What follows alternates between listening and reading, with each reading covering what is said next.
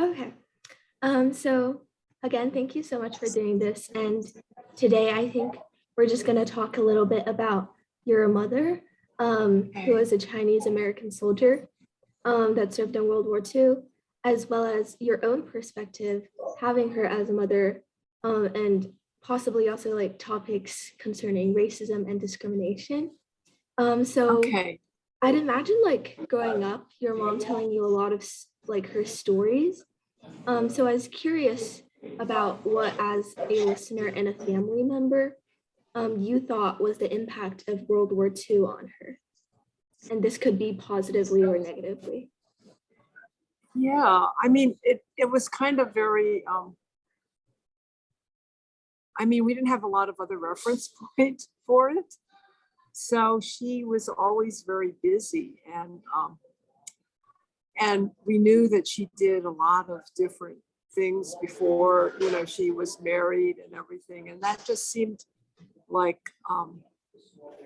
the way it was in our household. I know on reflection and looking back, it's actually rather unusual. And now, that I'm an adult and actually an older adult, I realize that she was kind of like in the women's liberation generation of her generation, that she actually wanted to work outside the home, and my father didn't like it, but she just went ahead and did it. And she was, even when we were growing up, and my youngest sister is 10 years younger than I am, but even when we were growing up and she was not working outside the home, she was always translating and everything like that. So we actually didn't hear a lot about, she was also very, she would talk in her sleep, actually, sort of on the negative side. So I think that there was a lot of experiences that she had growing up, both in China and then during the war, that just weren't processed by her, and mostly by people in her generation. But she always made it very ordinary. So even I remember, even like 5 years ago or so, taking her to like be honored by the Army Museum in Washington, D.C. And she was already in a walker, and she insisted on walking up the ramp. We were all saying, you could take the elevator or something, but she was already, halfway up the ramp. And the generals really appreciated her for that. So she was always just very tough, and took care of her body a lot, although now she's older. So. Yeah. And then what are some like memorable stories that she told you? I would just love to know. She had so many stories. Mhm. Actually, Yeah. I'm working with my sister because actually I'm sorry past being able to have a conversation with right now, but she's written so many stories, both about her time in China before the war, and then during the war, her stories. I mean, one of the most memorable to me was when she was in nurses training, like 18 or 19, or maybe she was 20. She was finishing up her nurses training in Hong Kong, and the Japanese came, and right the day after Pearl Harbor, the Japanese immediately came into Hong Kong. Like up until then, it was neutral, but they immediately came into Hong Kong harbor, and her hospital was on a high hill in Hong Kong. So they immediately took over the hospital as a lookout. And she said all the nurses, even the nursing supervisor, came and wanted to stay in her room with her because they could hear the boots of the soldiers upstairs. And I don't think she was interacted with them in any way, but she kind of left and hitchhiked some like 400 or 500 miles to Guilin. Yeah. And I don't know if I told this story, but she went and visited her parents on the way, and her Oh. mother didn't want her to go to Guilin to join the Chinese Red Cross. But she was with two friends and said, if we have to stay, you'll have to feed my friends too. So there was a shortage of food, so she let them go. But my mother was always very independent, actually, even at that young age. That Yeah. always struck me. Yeah. And then, yeah, you talked about how like your mother was very tough and independent. So I'm wondering if did that like impact the way she raised you? Yeah, she was always, well, there's a stereotype of the tiger mom, and she was partly like that, very kind of bossy, but also encouraged us to be very independent. Mhm. Um, and I mean, like none of us married Chinese people. Like that was a priority for my dad, but that just didn't happen. And Yeah. I don't know. I, I, it's interesting to talk to you about this because I'm still processing how she impacted me. And she would always just tell it how it is. She never, like, she would just sometimes say "fat hay," which means hot air, if people were talking. And she just never liked people kind of posing or anything like that. So, and that went for both, Chinese and also, just people in general. So she never, um, suffered fools, I guess. And Yeah. she still is like that in the nursing home. Even now, all of her staff, she still insists on having her meals a certain way. And, she still insists on toileting herself, which is actually a nightmare for the staff because she could easily fall. But they're just like, well, that's your Yeah. warrior spirit or something like that. Mhm. Yeah. That's really great. And then also like for you growing up, like do you remember some of the events that affected the relationship between China and America back then? And then Between who? how, oh, like China and America, Oh, yeah. events that impacted the relationship. Yeah, in my growing up, China was closed for a long time Mm-hmm. to the West. Yeah. And so I never met my grandparents who died in China. So my mother left China right after the war to come back and finish her schooling on the GI Bill. And then we actually still have all these letters that written on this really thin paper that would take weeks to come back and forth. So I never met my grandparents who actually died in Guangdong in the early 50s. And then in the mid 50s, my mother was allowed to bring her brother and sister over on, sort of, what is now called chain migration. But Mm-hmm. she sponsored them and they stayed in our basement for a while in DC. But then they went back to California. My uncle, who's now passed, went back and became a school teacher in Stockton. But, they struggled because in China, they were highly educated, and, in the States, they had to, like my aunt and her husband were very wealthy in Shanghai and, had a company and everything. But in the States, they ended up just working in the grocery store and things like that. So I saw that. And then when China opened up, we went back a few times.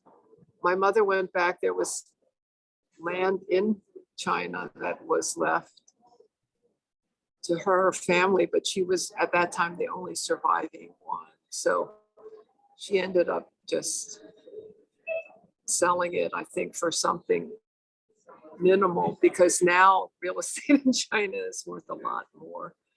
But then she also, the last time I went to China with her, she invited all of us to go to China on this trip with people who had served in World War II in that front. So they were mostly American, like Caucasians, Yeah. because she was, they didn't, if you joined the army at that time and you were Chinese, you were actually sent to the European front, not the Chinese front. Because I guess, because they didn't want, I guess, confusion. I mean, Japanese and Chinese don't look that much alike, but they didn't, Yeah. So, but she was already there. So she was, served in that front. And I went on a trip with her with about, I guess it was about 50 other people and their families. We went to the tourist places, Beijing, Xi'an, and then we went to the places where she served, which was Chengdu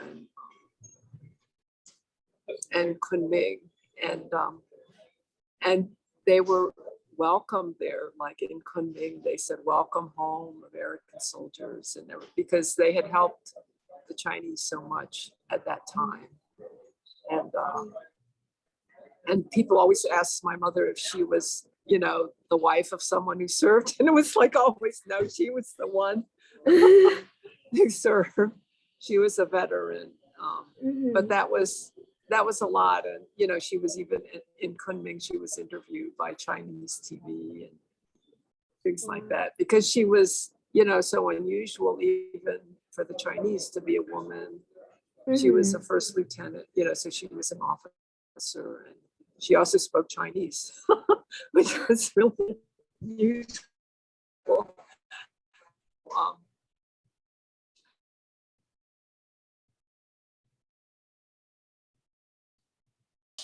The SARS epidemic, actually, right after China opened up after SARS. I think it was 2004. Yeah. So, that's been the relationship with China. Sort of not very much. We grew up in the States and she mainly ended up being in the States. Uh-huh. Yeah, it's really interesting. And one thing I noted was how like she was asked to serve in the European front. So were there like any other instances that perhaps her Chinese identity, I guess, influenced like different decisions that they made? Yeah, I don't know. I mean, she she was just there, it's very chaotic. She was just there. And so first she joined the Chinese Red Cross. And then I think it was in Chengdu, she met one of, who became a family friend, Dr. King, who was, of course, everyone's god. But he was in the US Army and he encouraged her to transfer because they had better, uniforms, better supplies, and so she joined. A little dicey because to join the Chinese army, she had inadvertently given up her US citizenship. So Dr. King had to kind of do some behind the scenes work for her to join the US Army. But in the US Army, she actually, there were a few Chinese there, but because also she was bilingual, so she got to hang out with a lot of the generals, and because she could also serve as translator as well, and she knew both Mandarin and Cantonese. So she got to hang out with the brass a lot. And, she was a young woman, so she had. My impression of her time in China in the army was both the highlight of her life and also that she had a good time just being a young woman there. She got to visit Yunnan, did I mention this to you? Where Mao Zedong was. One of her girlfriends was in the Red Guards. And, during World War II, Mao Zedong he retreated to these caves in Yunnan. and he kind of left Chiang Kai-shek to fight the Japanese. So she got to visit those caves Oh. because at that time the U.S. was on friendly terms with Mao Zedong, and so one of her friends who was a general, she hitchhiked a ride with them. That's Got so to visit cool. her girlfriend, and then she came back and she got in trouble because she was AWOL for one day. She was supposed to have come back the previous day. So it seems like she was always getting in trouble a little bit too, but that didn't seem to bother her too much. Yeah. Because she wasn't so obedient, she wasn't Yeah. terribly obedient. Yeah. And then I also loved how you like talked about how because she was bilingual, she was able to, I guess, socialize and then be able to have like a good transition into like being in American society. Yeah. So I think that shows how it's really like how language is really important. And then so for like the past 2 years, COVID-19 has been like a prominent issue. And then unfortunately, I feel like it caused a new wave of discrimination against Asian Americans. So do you have any experiences of being discriminated against because you were Chinese American? I don't have any overt experiences. I've been processing this myself actually, because I did have some experiences when teaching at the university level of people saying things like, she seems spaced out or she seems unprepared, but that's not actually who I am. So I felt that, but it wasn't overt, it was kind of the unconscious bias aspect of things. I mean, my husband's Jewish, so, and Philadelphia isn't where we live. It's not near Chinatown. I feel when there's more Chinese, actually, there might be even more possibility of discrimination because other races feel more threatened by large numbers or something like that.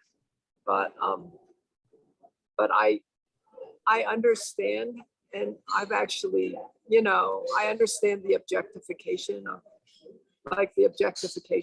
women in particular, because I've been, as an exotic Chinese person, like women are exoticized and men are either seen as sort of too nice and kind of not on the ball, or they're these super, Tai Chi Kung Fu masters or something like that. So those are all stereotypes actually that just exist, or the Chinese are wealthy and they're all out to make a lot of money, stuff like that. So I understand those stereotypes. Yeah. Yeah. Yeah. And then I feel like sometimes like it seems like sometimes people think like maybe it's a good thing that everyone thinks we're like good, wealthy, or almost like the model minority.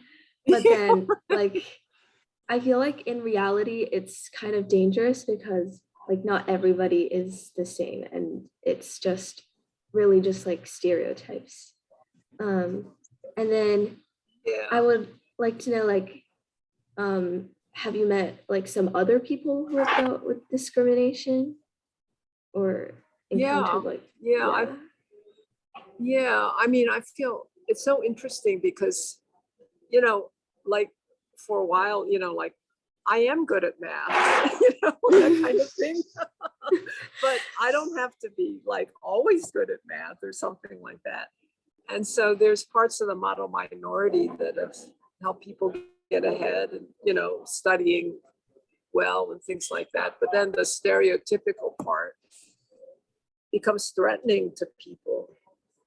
And so actually in the last, I'm finished now, but like in the last year, maybe last year during the pandemic, we finished up in around the turn of the year, but I was in a kind of a processing group of internalized depression that was all Chinese Americans actually, and people were different ages. And I can put you in touch with my friend Charlene, kind of helped run it, but it was about how we internalized depression is kind of like the voice inside your head telling you different stories of Yeah. how we oppress ourselves actually. So it was interesting actually to be in that group. There were about 25 of us and different ages. I was on the older age range. But there were people like even your age. I don't know if there was anyone, but younger people in their 20s and sort of and mostly from California actually. But it was interesting just to hang out and sort of see what we had in common in terms of the stereotypes and working with that and working with the model minority issues and also the differences that we had. So, within the group, there were tremendous differences as well. So that was just really interesting to me. And, and so I'm in a way, I'm still processing that work, but also, have a understanding of how it shows up like moment to moment actually in my life. If I feel there's some racist trope going on, I can at least recognize it within myself and then maybe call it out. It all depends. Yeah. Yeah. And then, so like, obviously, discrimination and racism has been like an ongoing issue in the United States. So in that regard, do you think the world has changed for better or for worse? I don't know. I don't know. It's hard. I think there's a lot more awareness, but sometimes that awareness makes people triggered more. Yeah. But also I feel like this, by 2050, which will be well within your lifetime, the United States itself will cease to be a majority white country. And I feel a lot of the backlash that's around minorities, which include African Americans, but also Asians, is, we're just coming to terms with that. People are coming to terms with how the world will be not run by like white men all the time. And also the resurgence of Asia, that's going to be tricky, I think, because frankly, we rely on so many. I'm sitting in IKEA here, so many things are made in China here. Yeah. There's so much trade that's reliant on the East. And I was just reading all the semiconductor chips that the Army uses are made in Taiwan, things like that. So, so I feel we're going through some transition of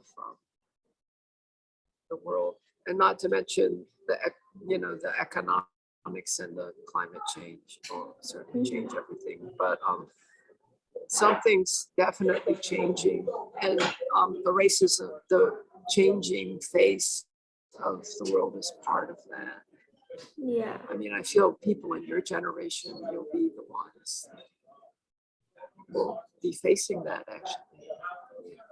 Yeah. So to like expand on that, do you have like any suggestions of maybe like what steps society should take in regard to racism and how we could better face it, I guess, and ensure like greater equality? Yeah.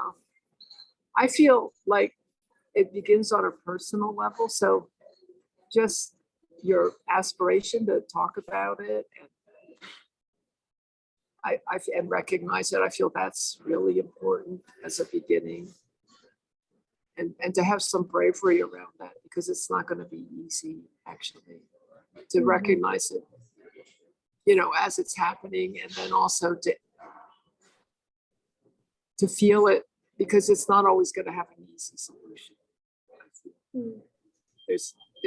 There seems to be a lot of conflict in our world right now, and I feel that the change is going to negotiate through that conflict. So not to lose heart and to be brave. And I feel that's something that somehow I got passed down from my mother. I don't know.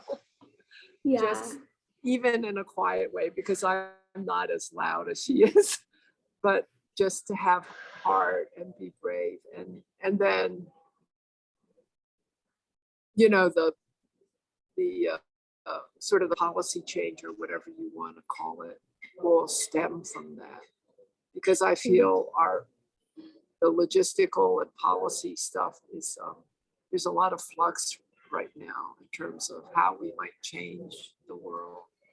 So I feel at this point it starts with your own commitment and your own heart to be brave and just continue even through kind of the yuckiness of it, the difficulty of it. Because I don't feel there's not an easy answer to this. I mean, maybe it'll be easy for you. You're younger.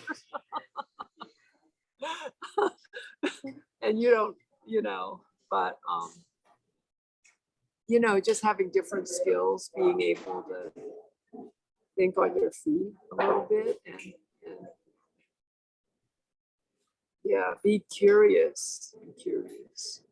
Because the answer, when I look at her story, she was constantly curious. And when I think of how it unfolded for her, she didn't know how the war was going to end, or who was going to win, or anything like that. So just to be curious and take opportunity of what you can, of what's presented to you, Yeah, I agree. And then, I feel like the main purpose of this project is to spread awareness about the contributions of Chinese Americans and try to prove our place in American society. And as you know, I'm doing this through drawing portraits of different heroes, as well as interviewing people like you. And then hopefully someday I can build a website where I can put all the information I gathered and everything I've learned on there, so others could learn from it as well. And so I would love to have your thoughts and opinions on what I'm doing as a family member of someone who I guess I'm trying to know more about. Yeah, I think that's great. I really think that's great. Yeah, I just say, go, girl. Yeah, thank Yeah, you. and I'd love to see, keep in touch, see what happens with you. Yeah, it's kind of yeah, I'd love to keep in touch. Yeah. Any suggestions on maybe what I can do in the future, if you have any? Oh, I don't know. Well, let's see, you're going into your junior year? Yeah. Yeah. So I don't know. Are you being pushed in any direction by your mother? Not really. She's just telling me to do what I'm passionate about. And yeah, so I'm just trying to do my best to spread awareness, and hopefully it can impact society in some way. Yeah, I feel like your whole perspective is an emergent one. And if you wanted to do Asian American studies or something like that, I can, Yeah. put you in touch with people at Berkeley, or I have a few friends that do that kind of thing. But or I don't know. I mean, are you more inclined towards like study, like intellectual work, or do you like art and dance, or maybe like you just have to find out, there's still time. Yeah, I guess I'm just like combining all my passions, like drawing and things, and trying to like utilize those and try to make something out of it. Yeah, and then I would also love to know because oh wait, sorry. Were you trying to say something? Or, excuse me, Oh, sorry. I'm losing sound. Oh, can you No, hear it's me more now? because there's more people coming here. Oh, oh, oh, I don't think I can hear you. Oh, Can you hear maybe. me? Oh, okay. Okay. Okay. Are we Um, back? I think so. Can you hear me now? Yeah. Things are Okay. good. Okay, cool. So like one last thing I would like to know is that um is there anywhere that you would like me to, I guess, donate my book to or like send the portrait to? Oh, Because um I think it's important to like spread it around and hopefully inspire others. So were there any like schools or libraries or any place that were oh, particularly important to your mother? oh. Let me think about that. I don't have anything offhand. Yeah. Yeah.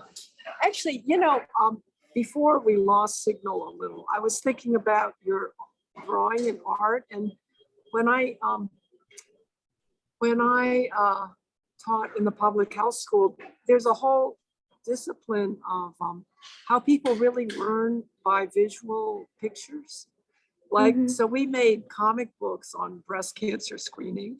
So Ah, not that you would do a comic book on breast cancer screening, but more like you could combine the narratives that you're collecting into, like a comic book or some illustrated thing, if you wanted. I mean, that's something that combines different things about yeah, that's a great idea.